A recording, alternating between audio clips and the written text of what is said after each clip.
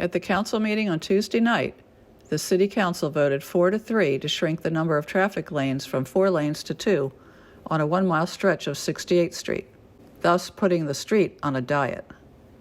Councilman Durham dismissed the impact the project would have on nearby businesses and joined Mayor Ortega, Councilwoman Caputi, and Councilwoman Whitehead in approving the project. Every single road must be considered on its own. And we need to look at facts and data, not propaganda videos and lies and misinformation. Councilman Durham claims that videos from Protect Scottsdale are propaganda videos full of lies. And then he praises the video from the city staff, which grossly misrepresents the traffic on the street, just to sell the narrative.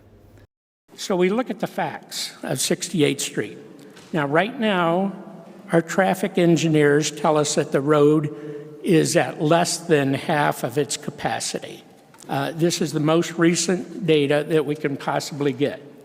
And if we go through the lane reduction, the road will still be above capacity, according to engineers and experts. And I have never seen 2 cars driving beside each other on that road, which tells me that if we go through a lane reduction, the road will still be above capacity. So, Tom, which is it? Is the road under capacity or over capacity? Obviously, Scottsdale Road is crowded, but the fact that Scottsdale Road is crowded doesn't tell us anything about what's going on 68th Street. You admit that Scottsdale Road is crowded, then claim it has nothing to do with 68th Street. Well, the residents in that area have a different experience. 68th Street is used for overflow traffic from Scottsdale Road.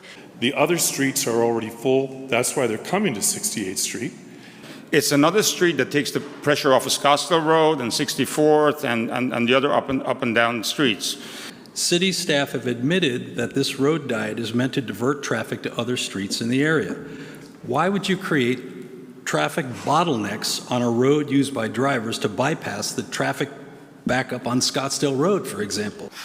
Now, some people have claimed that new apartments in the pipeline might clog 68th Street, but none of those new apartments are near 68th Street, except for the one that's up at the corner of Indian School Road.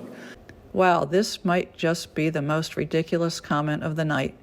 You say there is only one apartment project near 68th Street. So what's the definition of the word near, in your opinion? There are 6 approved projects within walking distance of 68th Street, and they total 800 units. And this doesn't include the 2 new projects just approved along Scottsdale Road. Over 1,000 units within walking distance of 68th Street. Facts and data, Tom. They matter. So I would be worried if there were a lot of new apartments along 68th Street. I'd be worried about adding to the congestion, but they aren't going to add to that congestion.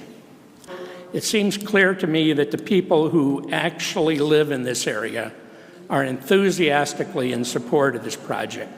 Many of the comments we've gotten tonight, now some opponents do live near the project, but many of them don't. That's just a fact. 15 residents, mostly small business owners, spoke in opposition of the road project. 15 residents, mostly bicycle enthusiasts, spoke in favor of the road project. The overwhelming number of the people who actually live here, and many of them spoke here tonight, actually support this project. The Southwest Village Neighborhood Association hoodwinked the council, saying that their neighbors supported the project, even though many of the owners in the area never heard about this association until the night of the meeting. The art galleries and businesses along Main Street in Old Town are also affected by this road project, and they're located less than a half a mile from 68th Street. And, I don't like that system of taking money from the federal government any more than many of you do, but that's the system we live in. And unless you want to move to another country, that's the way it works. That money, which is very necessary, comes with strings attached. When the City Council adopts the same policies that destroyed Portland and Seattle, we have to wonder, what is the real agenda? We're not trying to drive anybody out of their cars. If you want to drive a car, that's fine. I think Ms. Walsh made a great comment. She said, this is for drivers, it's for walkers, it's for bicyclists, it's for everybody. We're not trying to create any divisions here. In fact, we're trying to satisfy the people who live in this area and want this. So I'm going to be supporting this project. I think it's a great project.